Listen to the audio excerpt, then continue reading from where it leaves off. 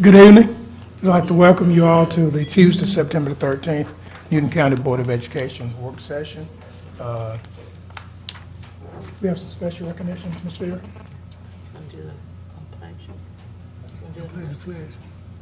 Yes, okay. May we please stand for the pledge, please. I pledge allegiance to the flag of the United States of America and to the republic for which it stands, one nation, under God, indivisible, with liberty and justice for all.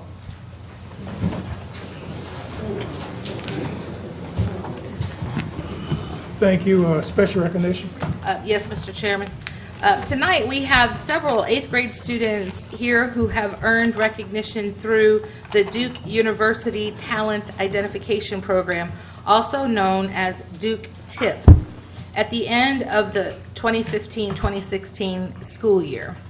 This prestigious program for academically talented 7th grade students provides students enrolled the opportunity for above-level testing, feedback on their abilities, educational resources, and encouragement to continue advancing educationally. In order to qualify for the program, students must have scored at or above the 95th percentile on a recent grade-level assessment.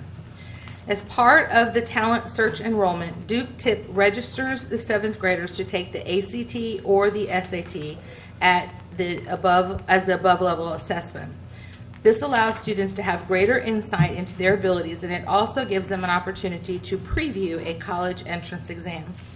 Duke TIP notified the school system at the end of the school year that 12 of our 7th grade students performed so well on the SAT or the ACT that they qualified for state recognition. Each of these 12 students also qualified for either the Duke TIP Academy for Summer Studies or the Center for Summer Studies. 4 additional 7th grade students met the criteria for the Academy for Summer Studies as well. We've invited the students here this evening to celebrate their outstanding accomplishments. First, we'll recognize our 4 students who qualified for the Duke TIP Academy for Summer Studies. Students, when I call your name, please come forward to accept your certificate from Mr. Turner, Chair of the Newton County Board of Education. And first, we'll see Rainey Bailey. Rainey attends Cousins Middle School, and she qualified for the Duke TIP Academy for Summer Studies as a result of her achievement on the SAT math test. Congratulations, Rainey.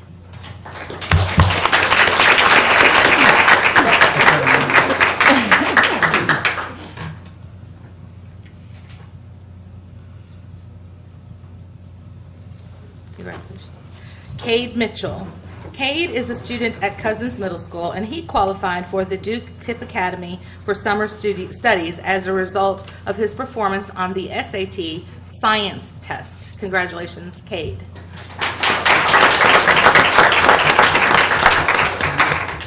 Brianna Walker.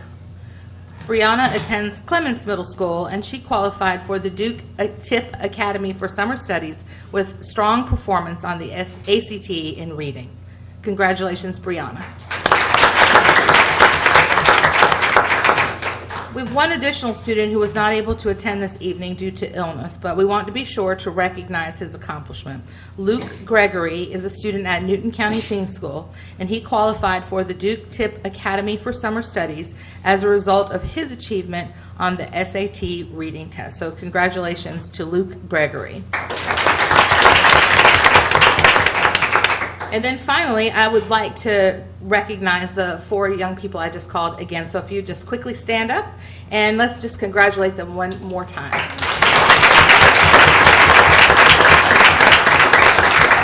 The 4th one is not here. Quite an accomplishment. Next, we'll recognize our 12 students who excelled on their college entrance exam and not only met the requirements for the Academy for Summer Studies or the Center for Summer Studies, but also attained state recognition status as well. In order to qualify for state recognition, students must meet at least one of the following criteria. For those taking the ACT, a score of 21 or greater in English, 21 or greater in math, 21 or greater in reading, 21 or greater in science. For those taking the SAT, a score of 530 or greater in math, 510 or greater in reading, or 500 or greater in writing. Students, when I call your name, please come forward. Hannah Gaston. Hannah attends Cousins Middle School, and she earned state recognition status by her outstanding performance on the SAT reading test. She also qualified for the Academy of Summer Studies. Congratulations, Hannah. Ray Holt. Ray is a student at Cousins Middle School, and he attained state recognition by his excellent achievement on both the SAT writing and reading assessments. He also qualified for the Academy of Summer Studies. So congratulations to Ray. Joyce Lee. Joyce attends Cousins Middle School, and she earned state recognition status by her outstanding performance on both the ACT English and reading tests. She also qualified for the Academy for Summer Studies. Congratulations, Joyce. Taylor Malcolm. Taylor is a student at Indian Creek Middle School, and she attained state recognition by her excellent achievement on the ACT English, reading, and science tests. As a result, she qualified for the Duke Tip Center for Summer Studies. Congratulations, Taylor. Van Nipper.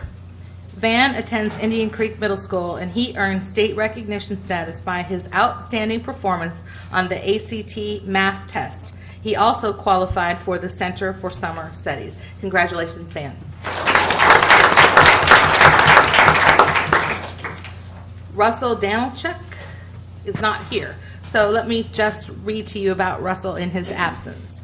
Russell is a student at Liberty Middle School, and he attained state recognition status by his excellent performance on the ACT English, math, and reading tests. As a result, he also qualified for the Duke Tip Center for Summer Studies. So congratulations to Russell. Logan Dobar. Logan attends Liberty Middle School, and he earned state recognition status by his outstanding achievement on the SAT reading test. He also qualified for the Academy for Summer Studies. Congratulations, Logan. Malachi, is it Barrett? Barrett, okay. Malachi Barrett. Malachi is a student at Newton County Theme School, and he attained state recognition status by his excellent performance on the ACT reading and science tests. He also qualified for the Academy for Summer Studies. Congratulations, Malachi. Trey Kimball. Trey attends Newton County Theme School, and he earned state recognition status by his outstanding achievement on the ACT math and reading tests. He also qualified for the Center for Summer Studies. Congratulations, Trey. Cheyenne Washington. Cheyenne is a student at Newton County Theme School, and she earned state recognition status as a result of her excellent accomplishment on the ACT English, reading, and science tests. She also qualified for the Academy for Summer Studies. Congratulations, Cheyenne. James Wilson. James attends Newton County Theme School, and he attained state recognition status by his excellent achievement on the ACT reading test. He also qualified for the Academy for Summer Studies. Congratulations, James. Brennan Riley. Brennan is a student at Veterans Memorial Middle School, and he earned state recognition status as a result of his outstanding performance on the ACT math test. He also qualified for the Center for Summer Studies. Congratulations, Brennan. So, parents, if we can have those 12, which is really 11 with one student missing, just stand one more time so we can applaud their efforts. Congratulations.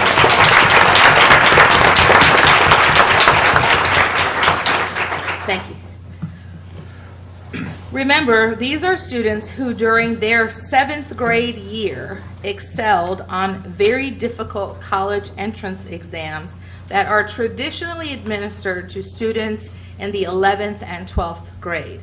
Can you imagine what their scores will be like on the SAT and the ACT when they will take them in high school? Students, we are extremely proud of your accomplishments, and we hope that you'll keep working hard so that your scores will continue to improve. Thank you so very much for your commitment to your education. It's the ticket to your future. Mr. Turner, this concludes the recognition portion of tonight's program. Thank you, Ms. Ferry. Could I get all the parents, grandparents, brothers and sisters, and aunts and aunts to please stand, please? I would just like to say that we as the Board of Education really appreciate your support and making sure the children have the things they need in order to make them be successful. And we really appreciate that, and we'd like to give you all a hand. Thank you very much. At this part of our program, if you all would care to leave, that would be a good time to do so. But we wish you would stay.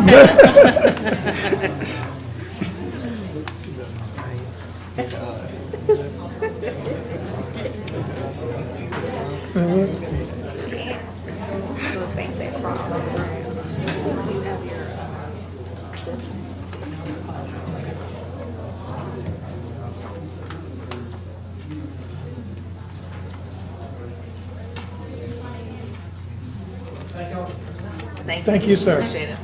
Thank you very much.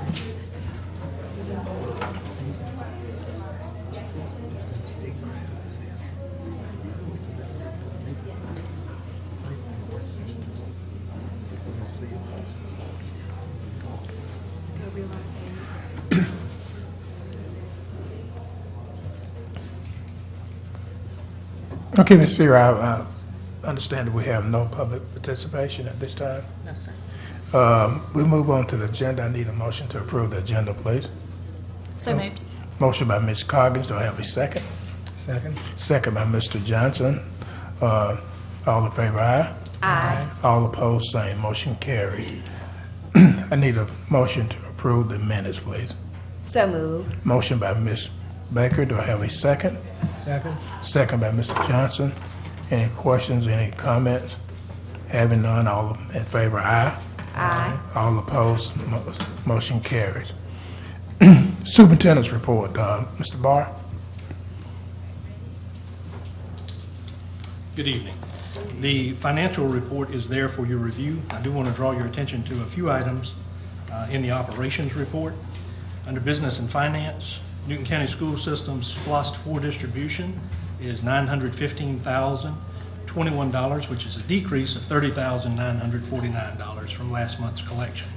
The average for the first 18 months of SPLOST 4 collections are $898,861. The monthly average for SPLOST 3 was $881,483, and the July title ad valorem tax collection was $23,134. Number 3, under business and finance, the school system is awaiting final collections for 2016. A final correct fund balance for the August financial statement should be available at the next board meeting. Under facilities, a new training program for custodians has been implemented. The training provides updated techniques for cleaning and the use of chemicals. To date, approximately 85% of our custodians have been through that training program. During the same period, the school system received an average cleanliness score of 96.1 from a third-party independent inspector. Pupil transportation, the average per gallon cost for diesel fuel purchased during August was $1.93. On page 2, school nutrition program. The school nutrition program has implemented an online free and reduced price meal application process as an additional service for parents. In August, 599 applications were received online, and this represents 15% of the total applications processed. And finally, number 6, the school nutrition program began offering grab and go breakfast and breakfast in the classroom options at many schools in August. These programs are now offered in a total of 12 of our schools. This is part of a plan to provide greater access to breakfast meals, which is linked to increased academic performance. And that concludes the financial report and operations report. Thank you. Item B. That concludes both the financial report. Oh, this. This both. Good evening. On the curriculum instruction and technology report, I want to point a couple of things out. The first thing is that NCSS scores on the ACT increased in every area. That's item number 1. We were very excited about that. Specifically, Eastside High School outperformed the nation in 4 out of 5 of the areas, and Newton High School saw an increase in its number of test takers, and they improved in 4 or 5 areas on their ACT. So we're very proud of our high schools and the work that they are doing. Same page, number 3, I want to recognize Mr. Fael and the technology department. They are working on a new professional learning plan. They call it Tech 10s. And I have heard from many teachers who have said that these Tech 10s, the professional learning they happen before or after school, they're things that the teachers can go and put into practice that day at that moment. So kudos to Mr. Fael and his team for implementing some very practical professional learning using technology with our students. And then on page 2, number 5, Title I will be hosting its first annual One Newton Parent Recognition Program this school year, and this program is designed to recognize parents for their participation in their Title I meetings as well as in their students' parent-teacher conferences. And so you'll see some information below, but we would like to thank Dr. Thomas and her team for organizing this parent recognition program. And for the enrollment report, enrollment is currently at 19,654. This is up from last month, which was 19,535, a difference of 119 students gained. Thank you. Okay, any questions from any board members? Okay, we'll move on. Ms. Fear, we have no old business. We'll move to new business. Item. Mr. Turner, I'm sorry. I got a point of personal privilege. I'm having technical difficulties. We're all having them right at the moment. Okay. Except for Mr. Bailey, because I keep looking onto his. Mine works fine. So if I may, when they come to the podium, if they could give us a few minutes to load. Oh, yours haven't loaded yet at all. Okay. Did item I B- can just look on. Can you pull up item B, Mr. No, I haven't been able to pull up everything. Okay. I got it up here. There you go. Yeah. Got it. Okay, item A. Ms. Thomas.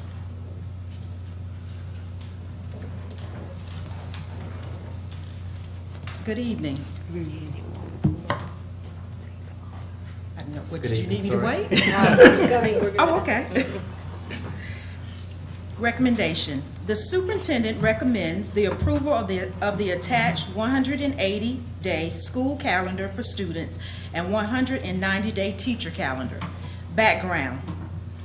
A representative from each school, along with school and district level administrators, was solicited to develop the 2017-2018 school calendar.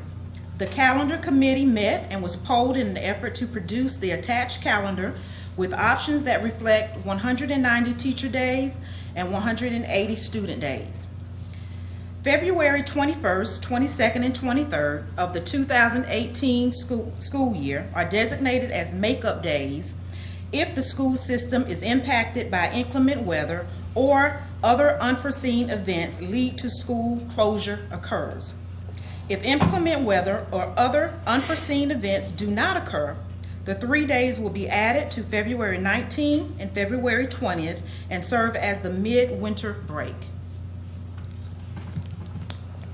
That concludes my presentation. I'm available for any questions. Any questions from any of the board members? Just one question. Will this be circulated among the faculty for comments prior to next week approval? And I'm asking that so every year we do this and we have questions. I didn't know it or whatever. Will we have time to do that?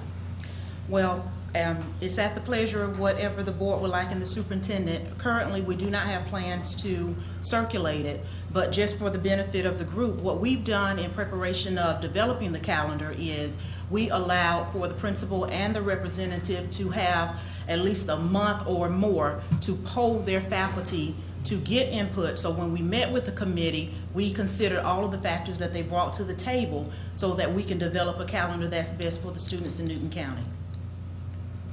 Well, that's the right way to do it. But I'm just saying, we're going to get some questions, why didn't we? So I'm just trying to go the extra mile to Okay. expose it to all the people, employees, so that if we can get any additions or changes, deletions up front before we approve it. That's all. Okay. Thank you, Conley. You're welcome. Any other questions? Having none, item, thank you very much. Item B.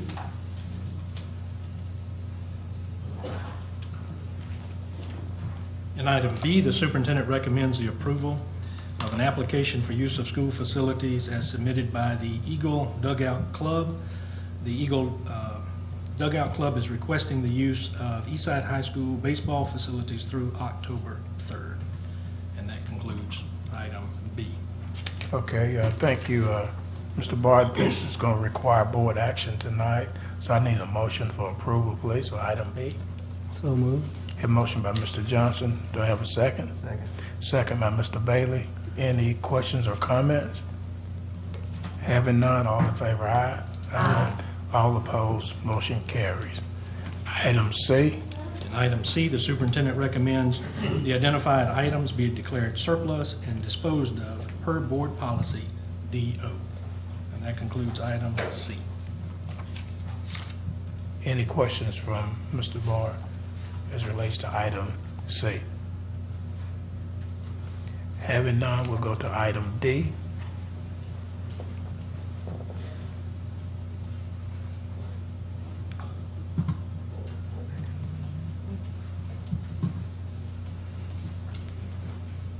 Good afternoon. Good afternoon. Superintendent recommends the asset management software needed for the technology department to be purchased from the FileWave Fisher, Indiana. The contract is for the current 2016-17 school year. Background: FileWave software will be utilized for managing, securing, asset tracking, and configuration of iOS, Android, Mac, and Windows clients. Its layered and institution models and configurator provides seamless integration for app and profile deployment, resetting passwords, data protection, remote wipe, inventory reporting, and more. The school system will utilize the contract managed by the National Cooperative Purchasing Alliance to purchase the software. The pricing provided is in the chart below. With that, the total cost will be $68,872.25. This is a savings of $54,045.75 off the combined regular price of the software and training. This cost will be paid for with budgeted FY17 general funds. Thank you very much. Any questions from any of the board members? Thank you. All right, thank you. Item E.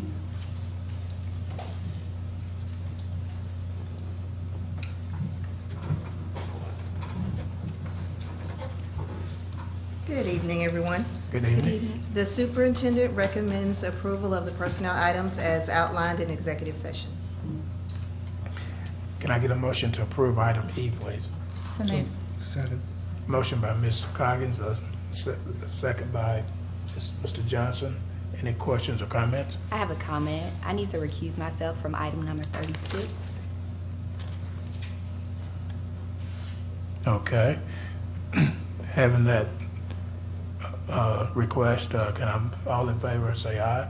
Aye. All opposed, same, motion carries. Other matters of interest? Mr. Bailey? No, I'm waiting. So, if I may. Sure, go ahead. We have another matter of interest that we would like to bring to the attention of the board. Recently, we received a question regarding our transportation routes and the assignment of bus stops given the GBI sex offender registry. And so we'd like to share with the board and the information of how the bus stops are selected and to address the situation that was reported.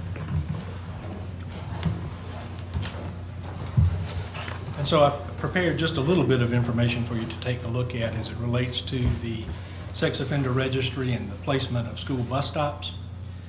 And just as a little bit of background information, in 2006, the General Assembly passed a law that added some new restrictions for sex offenders residing at school bus stops.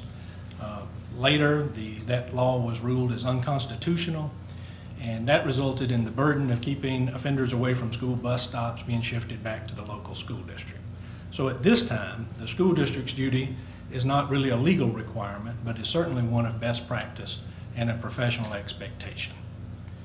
So after the law was ruled unconstitutional, the State Department of Education provided local school districts with some guidelines. And so these are the applicable guidelines that relate to the situation that we just had.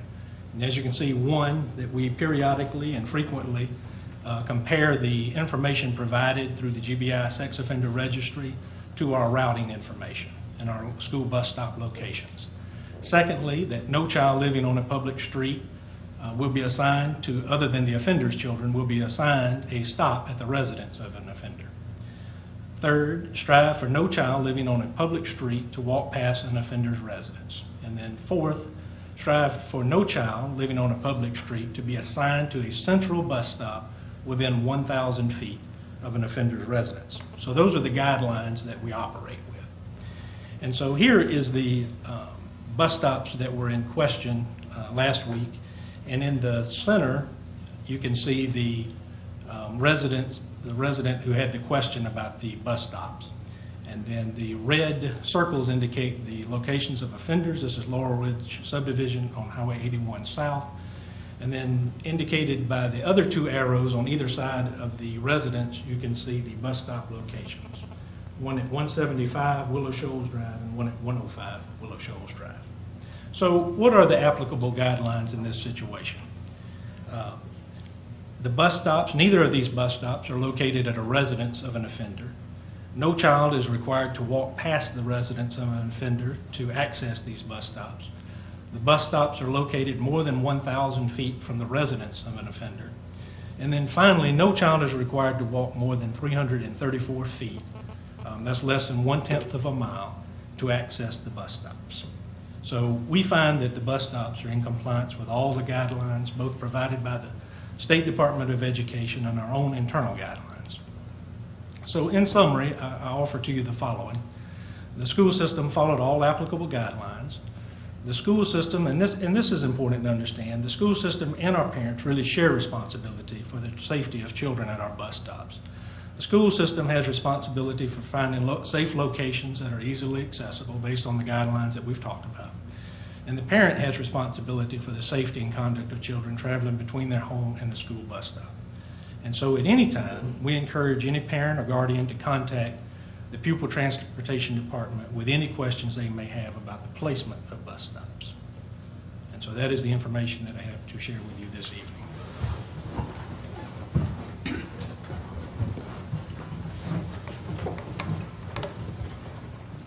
Thank you, Mr. Barr. Yes, sir. Any questions in the board members? Okay, having none. Mr. Bailey, you have any matters of interest? I'm good. Ms. Baker? No. Mr. Johnson? No. Ms. Coggins? Okay, having none, I need a motion to adjourn. So moved. Motion by Ms. Baker, I have a second. Second. Second by Ms. Coggins, all in favor, aye? Aye. We stand adjourned. Thank you.